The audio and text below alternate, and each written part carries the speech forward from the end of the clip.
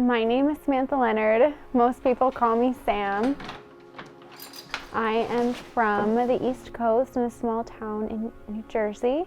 I went to the University of Delaware and I studied social work, and I am still pursuing social work. And it has just been the most transformative experience for me to really open my eyes to a whole different world. So I wrote Groomed for a lot of reasons, and if you asked me at any different point of the process, I might have given you a different answer every time. But I think Groomed truly was a healing journey for me.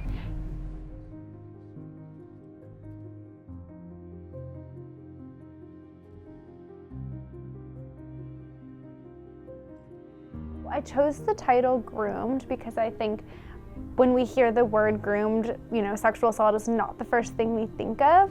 And I know for me, having language to put around what happened to me was so empowering. So the whole time I was experiencing the grooming process, I had no idea that's what I was experiencing.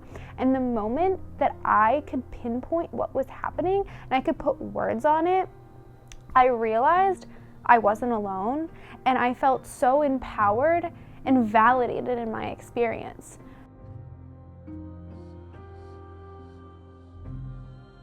So the book is a fictionalized account based on the stories of myself and 7 other survivors that I interviewed to put together this story from the child's point of view.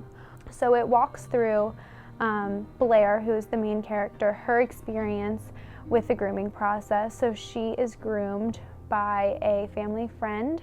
This is a really well-liked person in town. People trust him. He has a family of his own. So it's like over a year and a half into the book, this whole relationship is forming. The manipulation's going on until finally the relationship starts to be sexualized. And that oftentimes is where the pornography comes in. That is where the perpetrator is saying, hey, come sit on my lap, let me show you this image. And it's just quick, casual, and brief. The child won't even label it as pornography, most likely. They might not even know what it is. And it's desensitizing them to the human body so that when they see their perpetrator's body for the first time, they know what it looks like. It's not a big deal. And they are taking advantage of a child's natural curiosity towards the human body. But, in the culture that we live in, it's very shameful if this little girl has now seen a naked male body, especially on an internet image, when pornography is not something that our culture talks about. Now the child is shamed into secrecy. Now the child, if they were to ever speak about what happened to them, they feel as if they've done something wrong and they've been in trouble.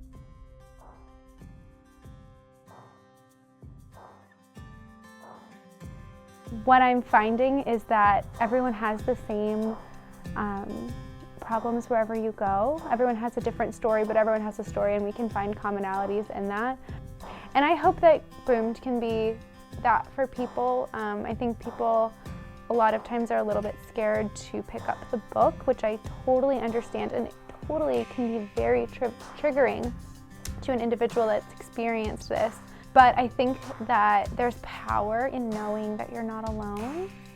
It's very validating if you're a survivor to know that someone else has experienced this.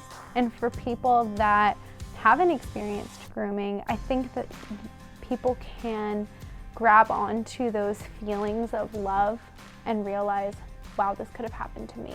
Wow, this could have happened to my child.